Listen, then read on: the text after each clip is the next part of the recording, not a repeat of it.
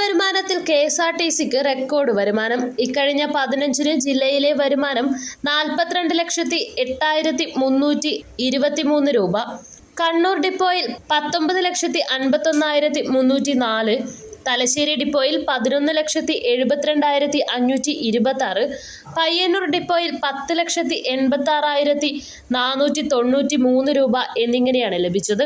കണ്ണൂർ ഡിപ്പോയിൽ 99 ബസ്സുകൾ സർവീസ് നടത്തിയപ്പോൾ 46,056 യാത്രക്കാരും, തലശ്ശേരി ഡിപ്പോയിൽ 57 ബസ്സുകൾ സർവീസ് നടത്തിയപ്പോൾ 25,009 യാത്രക്കാരും, പയ്യന്നൂർ ഡിപ്പോയിൽ 66 ബസ്സുകൾ സർവീസ് നടത്തിയപ്പോൾ 37,583 യാത്രക്കാരും KSRTCയെ ആശ്രയിച്ചു. ജീവനക്കാരുടെ ആത്മാർത്ഥ സഹകരണം കൊണ്ടാണ് ഈ നേട്ടം സാധ്യമായതെന്ന് ജില്ലാ transport officer V Manoj Kumar പറഞ്ഞു.